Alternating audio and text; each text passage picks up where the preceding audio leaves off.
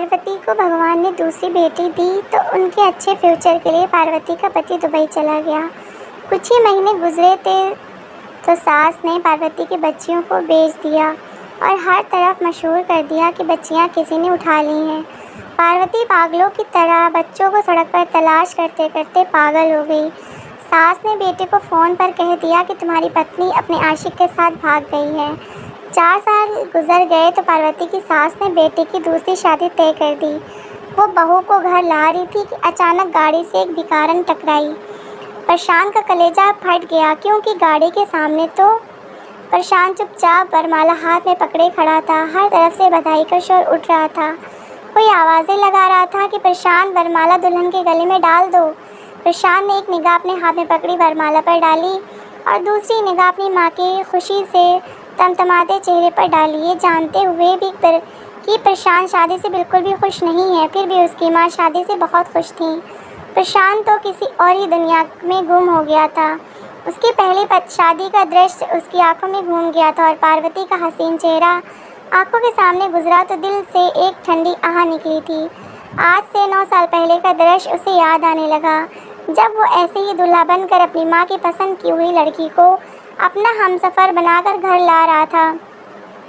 पार्वती को पसंद तो प्रशांत की माँ ने किया था, लेकिन पार्वती पर नज़र पड़ते ही प्रशांत अपना दिल पार्वती पर हार बैठा था। वो थी इतनी प्यारी, कितना खूबसूरत समय था वो। एक पल में ही उसकी ज़िंदगी गुजर गई थी। पार्वती के लिए इस पल प्रशांत के दिल में बहुत ज़्यादा नफरत आने लगी थी। प्रशांत के दिल में कुछ पलों के लिए ही सही मगर पार्वती के लिए मोहब्बत जागी थी, लेकिन मोहब्बत पर अब नफ़रत की धूल चढ़ने लगी थी। कितना चाहा था उसने पार्वती को। उसकी मोहब्बत और चाहत में कहाँ कमी रह गई थी जो पार्वती ने इतना बड़ा कदम उठाया था। उसकी इतनी मोहब्बत और वफ़ा का उसने ये सिला दिया था। पार्वती ने उसका दिल दुखाया था। उसकी पत्नी ने प्रशांत को इतना बड़ा धोखा दिया था कि उसका औरत ज़ात से विश्वास उठ गया था। एक बार फिर शोर उठा। पंडित जी भी बोले कि जल्दी करो, शुभ मुहूर्त निकला जा रहा है। प्रशांत फ़ौरन होश में आ गया था।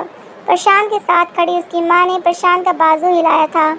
उस समय भी फैसला प्रशांत की माँ का था और आज 9 साल बाद भी अपनी माँ की मर्ज़ी के आगे वो मजबूर था। वो फ़ौरन ही ख्यालों की दुनिया से बाहर निकला और दिल पर पत्थर रखकर वरमाला दुल्हन के गले में डाल दी।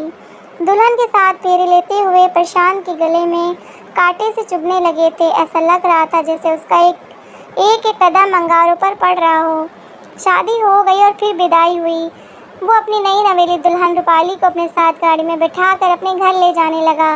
वो दिल ही दिल में ये तय कर चुका था कि वो अपनी आने वाली ज़िंदगी में अतीत की कोई भी याद शामिल नहीं करेगा, मगर शायद तकदीर को कुछ और ही मंजूर था। गाड़ी अभी रास्ते में ही थी कि अचानक एक भिखारन आकर प्रशांत की गाड़ी से टकरा गई।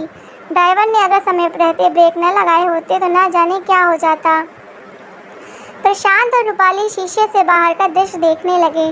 प्रशांत का दिल बुरी तरह से धड़का था। प्रशांत जल्दी से नीचे उतरा, उसको डांटने लगा। प्रशांत की आवाज़ सुनकर भिखारिन ने जल्दी से प्रशांत की तरफ देखा तो कुछ ही पल लगे थे उसे पहचानने में। प्रशांत का चेहरा पीला पड़ गया था क्योंकि वो तो उसकी नर्स जब दरवाज़ा खोलकर बाहर निकली तो उसने हाथ में एक बच्चा था। उसने मुस्कुराते हुए बच्चा प्रशांत की तरफ बढ़ा दिया था और बोली, बधाई हो, भगवान ने आपको एक प्यारी सी बेटी दी है। प्रशांत ने मुस्कुराकर अपनी बच्ची को सीने से लगाकर चूम लिया था, मगर अगले ही पल दिल को कई अंदेशों ने घेर लिया था। अगर माँ को पता चला कि एक बार फिर से मेरे यहाँ बेटी हुई है तो ना जाने उन पर क्या जुल्म तोड़ेगी। उन्होंने तो अभी तक मेरी बड़ी बेटी पिया को भी स्वीकार नहीं किया था। इतना सोचना था कि प्रशांत परेशान हो गया। अचानक ही 2 साल पहले का दृश्य उसे याद आने लगा, जब उसकी बड़ी बेटी पिया का जन्म होने वाला था। जब वो अपनी माँ पार्वती को लेकर अस्पताल आया था, उस दिन वो बहुत खुश था क्योंकि भगवान ने उसे और पार्वती को चांद सी बेटी दी थी। उसने अपनी बेटी को गोद में लेकर उसके माथे को चूम लिया था। वो बिल्कुल अपनी माँ पर गई थी। उसका गाल चूमकर प्रशांत ने उसका नाम पिया रख दिया था। नन्ही सी गुड़िया को देखकर प्रशांत की आंखों में खुशी के आंसू आ गए थे। उसने अपनी आंखें साफ की और साथ खड़ी माँ की तरफ अपनी बच्ची को बढ़ा दिया और खुशी से चहकते हुए बोला कि देखिए मम्मी, भगवान ने मुझे कितनी प्यारी बेटी दी है। कितनी प्यारी है ना, ये बिल्कुल अपनी माँ पर गई है। वही आँखें, वही ओठ। प्रशांत की खुशी देखकर प्रशांत की माँ ना चाहते हुए भी आगे बढ़ी और अपनी पोती को दूर से ही देखकर बोली, हाँ बहुत सुंदर है। बिल्कुल अपनी माँ जैसी गोरी रंगत लेकर पैदा हुई है, अपने बाप पर बोझ बनने के लिए। माँ के शब्द प्रशांत का दिल खट्टा कर चुके थे। उसने कहा, क्या हुआ माँ, आपको पोती से मिलकर खुशी नहीं हुई?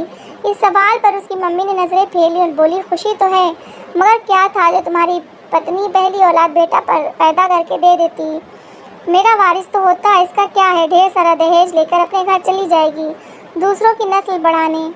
ये बात प्रशांत को अच्छी तो नहीं लगी थी, लेकिन प्रशांत की माँ की सोच वही पुराने ज़माने की थी कि बेटे के हो जाने से एक वारिस बढ़ जाता है। प्रशांत की माँ कहने लगी, अगर बेटा होता तो मेरी भी नाक परिवार में ऊंची हो जाती।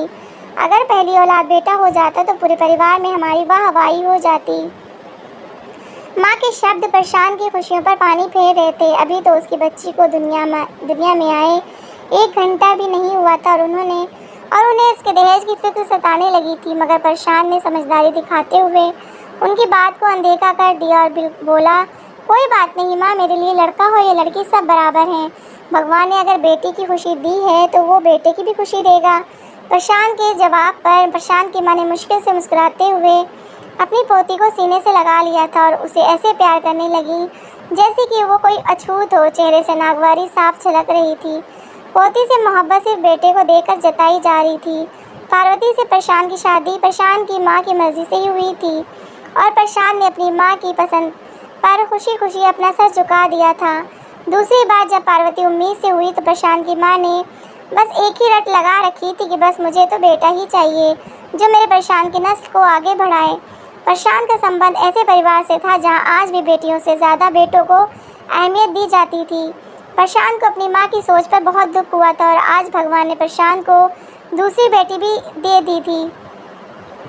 प्रशांत बेटी को पकड़े कितना खुश हो गया था, लेकिन उसकी माँ की बातों ने उसकी खुशियों पर पानी फेर दिया था। प्रशांत ने अपने दिल को समझाया और फिर पार्वती के पास कमरे में चला गया। पार्वती होश में आ चुकी थी। प्रशांत उसे देखकर मुस्कुराया, मगर पार्वती के चेहरे पर एक डर सा छाया हुआ था। उसे बार बार अपनी सास की दी हुई धमकी याद आ रही थी। जब से वो दूसरी बार उम्मीद से हुई थी, उसकी सास उसे आए दिन धमकाती रहती थी कि अगर इस बार मुझे बेटा पैदा करके ना दिया तो तुम्हें और तुम्हारी बच्चियों को घर से निकाल दूंगी या फिर प्रशांत की दूसरी शादी करवा दूंगी। वो प्रशांत को कुछ भी बताना नहीं चाहती थी क्योंकि सास ने सख्ती से मना कर रखा था कि प्रशांत को कुछ मत बताना, नहीं तो मुझसे बुरा कोई नहीं होगा। डरते डरते वो अपनी बेटी को लेकर प्रशांत के साथ अपने घर पहुंची थी। सास आंगन में पलके बिछाए बैठी पोते के आने का इंतजार कर रही थी। प्रशांत बेटी को गोद में उठाकर अंदर दाखिल हुआ तो मुस्कुराकर अपनी माँ को बच्ची थमाते हुए बोला, बधाई मम्मी जी, आप एक बार फिर से पोती की दादी बन गई हैं। ये सुनकर प्रशांत की माँ एक झटके से उठ खड़ी हुई। उनके हाथ से अगर प्रशांत बच्ची को ना पकड़ लेता तो शायद बच्ची ज़मीन पर गिर गई होती। पार्वती और प्रशांत का दिल एक पल के लिए काँप गया था। प्रशांत की माँ विश्वास से बोली, क्या कहा तुमने प्रशांत? ये बेटा है, ये बेटी? ज़रा दोबारा तो बता। प्रशांत हड़बड़ा कर बोला कि मम्मी जी, आपकी बहू ने बेटी को जन्म दिया है। इतना सुनना था कि प्रशांत की माँ सदमे से वापस सोफे पर गिर गईं। उन्होंने तो अपनी पोती को एक बार देखना भी गवारा नहीं किया। कहने लगी, फिर से बेटी? मुझे तो लगता है प्रशांत, मैं बिना अपने पोते का मुंह देखे ही दुनिया से चली जाऊंगी। उन्होंने रोना धोना मचा दिया था। प्रशांत तो उनका शोर सुनकर परेशान हो गया। बेटी अपनी गोद से पार्वती को गोद में दे दी। पार्वती डरी सहमी सी खड़ी हुई थी, जैसे उससे कितना बड़ा जुर्म हो गया हो।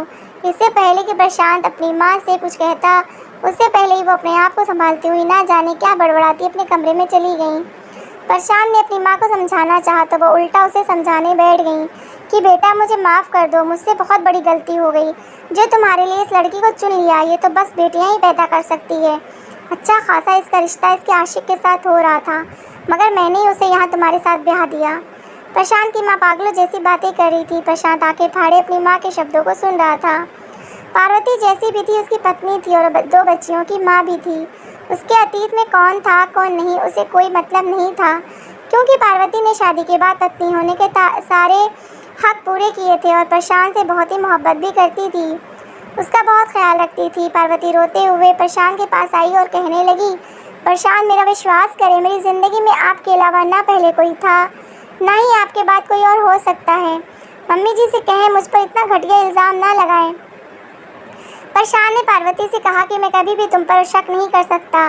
फिर अपनी माँ से कहा कि माँ, पार्वती मेरी पत्नी है और मैं उसे अच्छे से पहचानता हूँ। उसने आज तक मुझे धोखा नहीं दिया, मुझे बहुत प्यार करती है और अपनी बच्चियों का भी बहुत ध्यान रखती है। उसने पार्वती को भी विश्वास दिलाया कि जब तक मैं जिंदा रहूँगा तुम पर अपनी बच्चियों पर आँच नहीं आने दूंगा। कुछ दिन तक प्रशांत की माँ नाराज़ रही, मगर शायद बेटे की बातों से उनका दिल मोम हो गया था। उन्होंने अपना व्यवहार अपनी बहू और पोतियों के प्रति कुछ बेहतर कर लिया था। घर का माहौल एक बार फिर से खुशगवार हो चुका था। यहाँ रह कर गुजारा करना मुश्किल हो रहा था। जैसे जैसे बच्चियाँ बड़ी हो रही थी उनके खर्चे भी बढ़ रहे थे। एक छोटे से स्टोर की कमाई से वो अपनी बच्चियों को अच्छा फ्यूचर नहीं दे सकता था। इसलिए प्रशांत ने दुबई जाने का फैसला कर लिया।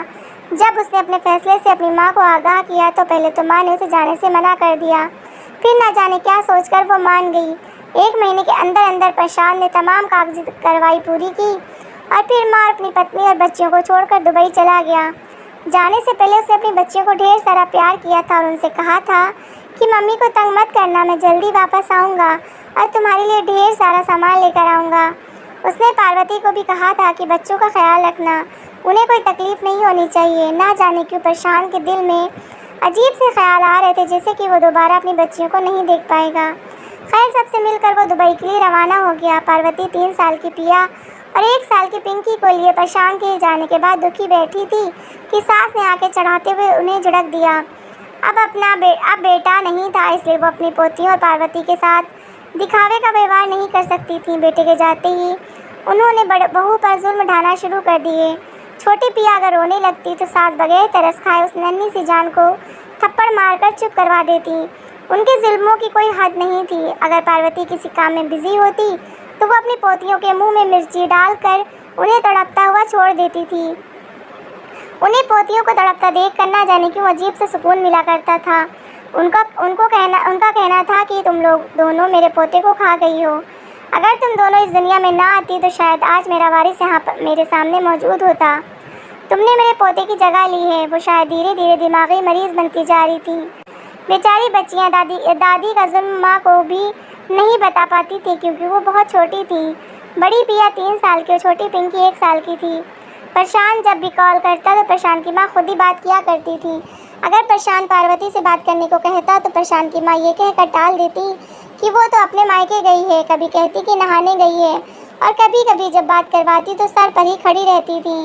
प्रशांत को गए कुछ महीने गुजर चुके थे। एक दिन प्रशांत की माँ ने पार्वती से कहा कि आज मेरे लिए खीर बनाओ, मैं तब तक बच्चियों के साथ तुम्हारी माँ के घर से होकर आती हूँ। बच्चियाँ नानी के घर जाएंगी तो खुश हो जाएंगी। पार्वती ने जब अपनी सास का बदला हुआ अंदाज देखा तो खुशी से चहक उठी थी। उसने बच्चियों को तैयार किया और अपनी सास के साथ रवाना कर दिया। पार्वती खुशी खुशी खीर बनाकर फ्री हुई थी कि गली से एक शोर उठा था। उसका दिल काँप गया था। ये तो उसके सास के रोने की और चिल्लाने की आवाज़ें थीं।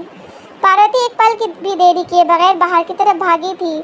गली में पार्वती की सास दहाड़े मार मार कर रो रही थी। उनका हुलिया बिखरा हुआ था। मगर पार्वती को धक्का तो तब लगा जब उसने देखा कि सास के साथ ना तो पिया थी और ना ही पिंकी। पार्वती के होश उड़ चुके थे। वो चीखते हुए अपनी सास की तरफ बढ़ी और पूछने लगी कि मेरी बेटियां कहाँ हैं?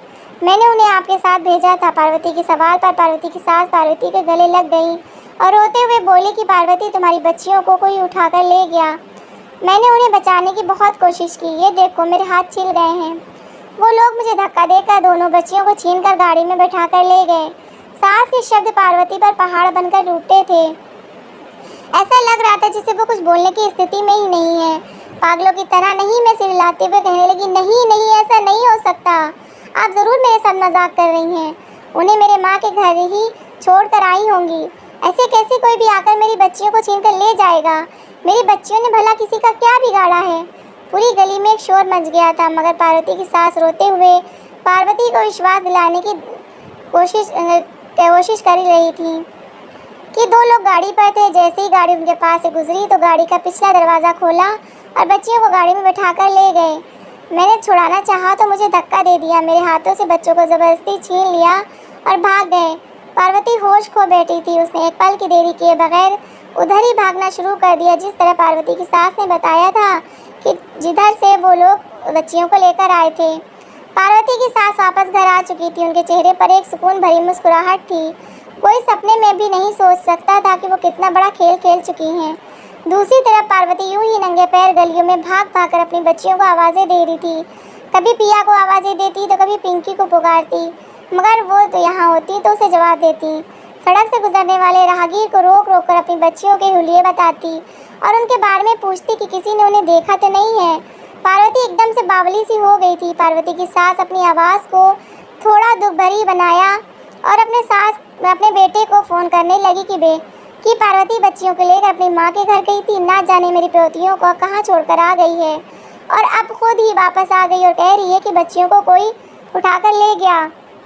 अब मैं बुढ़िया कहाँ कहाँ जाकर किस सड़क की खाक छान कर तुम्हारी बच्चियों को ढूंढती फिरूंगी। अपनी माँ के शब्द सुनकर प्रशांत की आत्मा काँप उठी थी। उसकी एक जोरदार चीख निकल आई थी। उसे विश्वास नहीं हो रहा था कि उसकी बच्चियाँ उसे बिछड़ गई हैं। इतनी दूर बैठकर ये खबर सुनते ही उसका सिर चकरा गया था। वो तड़प उठा था। ना जाने उसकी बेटियाँ किस हाल में होंगी। वो रोते हुए अपनी माँ को कह रहा था कि माँ, आप अपनी पूरी कोशिश करो और मेरी बच्चियों को ढूंढ निकालो। मैं भी यहाँ से आने की कोशिश करता हूँ। प्रशांत की माँ ने सुकून से मुस्कुराते हुए फ़ोन कट कर दिया था। 3-4 दिन गुजर गए थे। प्रशांत को छुट्टी नहीं मिल रही थी। फ़ोन करके उसने अपनी माँ को अपनी मजबूरी बताई कि मुझे छुट्टी नहीं मिल सकती। मेरा पासपोर्ट भी मेरे ऑनर के पास है।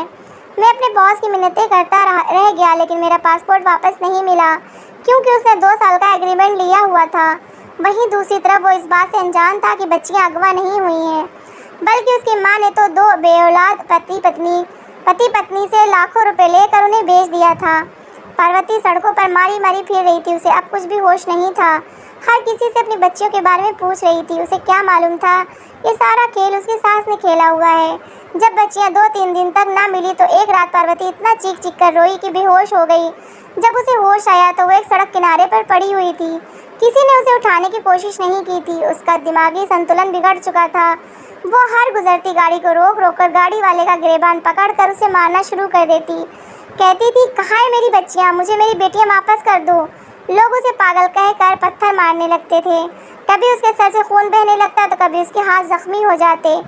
पार्वती को घर से गए 2 हफ्ते गुजर चुके थे। जब से बच्चियाँ गायब हुई थी वो भी घर नहीं लौटी थी। प्रशांत अलग सूली पर लटका हुआ था। रह रहकर उसे अपनी बच्चियों का ख्याल आता। तभी एक दिन उसकी माँ ने फ़ोन पर उसे ऐसी खबर सुनाई जिसे सुनने के बाद उसकी रही सही हिम्मत भी जवाब दे गई थी। वो फूट फूट कर रोने लगा था जब माँ ने बहुत ही गुस्से भरे शब्दों में फ़ोन पर प्रशांत से कहा, ये पार्वती अपने आशिक के साथ भाग गई है। मुझे माफ़ कर दो बेटा, मैं जल्दबाजी में तुम्हारे लिए गलत लड़की को ले आई। काश मैं पार्वती की जगह किसी और लड़की से तुम्हारी शादी कर देती तो आज ये सब कुछ नहीं होता। प्रशांत बेबसी से अपने बाल नोच रहा था और रो रहा था। वो अपनी माँ की एक एक शब्द पर आंखें बंद करके विश्वास कर रहा था। कई दिन तक वो सदमे की हालत में रहा। उसे काम से छुट्टी भी नहीं मिल पा रही थी। वो बीमार हो गया। कई महीने वो सदमे की हालत में अस्पताल में पड़ा रहा। काश ये सब कहने से पहले प्रशांत की माँ एक बार सोच लेती कि उसकी बहू और पोती की ज़िंदगी नहीं बल्कि उनके बेटे की ज़िंदगी पर भी बहुत बड़ा असर होगा। प्रशांत की तो कुल कायनात ही उसकी बेटियाँ और पार्वती थी। कुछ समय और गुजरा और सब कुछ धीरे धीरे रूटीन पर आने लगा था। प्रशांत काफ़ी हद तक खुद को संभाल चुका था, लेकिन अब उसका इंडिया जाने का कोई दिल नहीं था। 2 साल के बजाय अब वो 4 साल बाद दुबई से वापस इंडिया आया था। जब घर में दाखिल हुआ तो उसकी आंखों से आंसू बह रहे थे। उसे सबसे पहले पार्वती याद आई थी और फिर अपनी बेटियां, जो ना जाने इन 5 सालों में जिंदा भी थी या नहीं। प्रशांत के आते ही जो थोड़ा बहुत पार्वती के लिए दिल में जगह बनी थी, माँ ने वो भी ख़त्म कर दी। उन्होंने आखिर हद तक बेटे को विश्वास दिला दिया कि तुम्हारी पत्नी तुम्हारे लिए गलत चुनाव थी। अब अपनी ज़िंदगी उस मनहूस और बद किरदार के लिए बर्बाद मत करो, बल्कि नए सिरे से ज़िंदगी की शुरुआत करो। आज से पहले भी प्रशांत अपनी माँ की ही बातें मानता आया था। उन्हें इनकार तो नहीं किया, लेकिन दिल इस खुशी पर राज़ी नहीं था।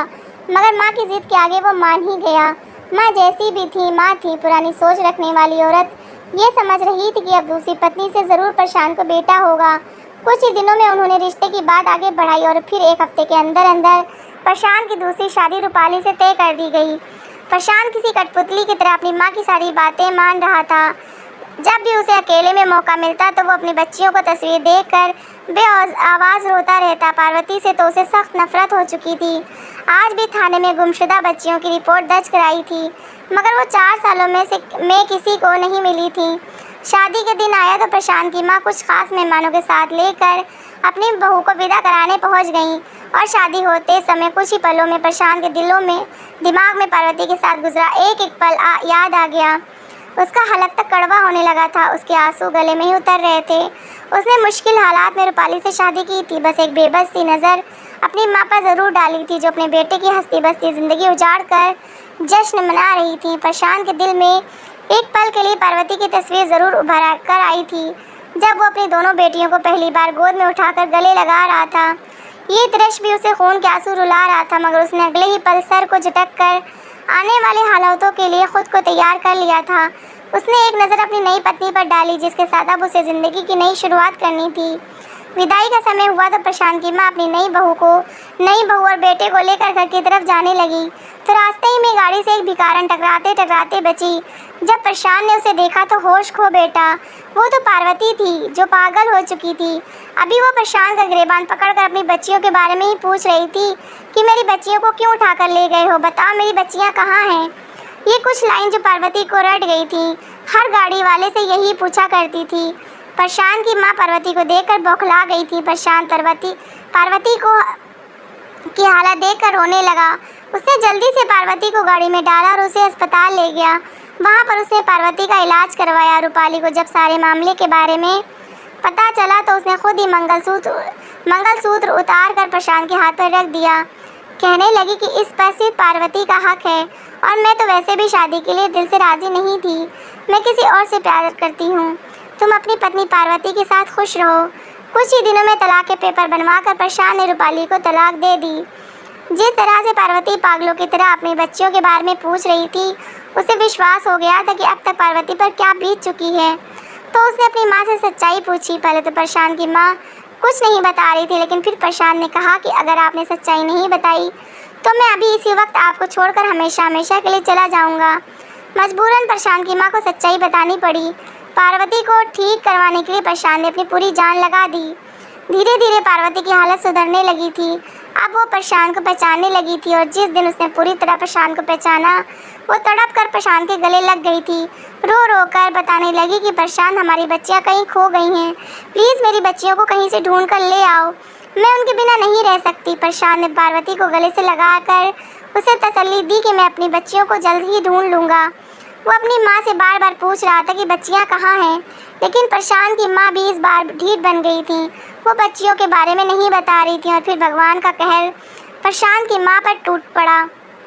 जब एक दिन प्रशांत की माँ की तबीयत ख़राब हो गई, चेकअप कराने के बाद पता चला कि प्रशांत की माँ को कैंसर हो चुका है, जो कि आखिरी स्टेज पर है। जब प्रशांत की माँ की ज़िंदगी के कुछ ही दिन बचे थे, और जब प्रशांत की माँ को विश्वास हो गया कि वो अब नहीं बचेगी, तो उसने रोते हुए सारी हकीकत बता दी थी। उसने बता दिया कि मैंने बच्चियाँ किसको दी हैं। प्रशांत की माँ ने पार्वती और प्रशांत से माफ़ी मांगी। प्रशांत अपनी बेटियों को वापस ले आया। पार्वती दीवानों की तरह अपनी बच्चियों को चूम रही थी। प्रशांत को अपनी माँ की इन हरकतों पर बहुत अफसोस था, लेकिन फिर भी उसने अपनी माँ के आखिरी दिनों में उनकी खूब सेवा की थी, लेकिन अपनी माँ को माफ़ नहीं कर सका था।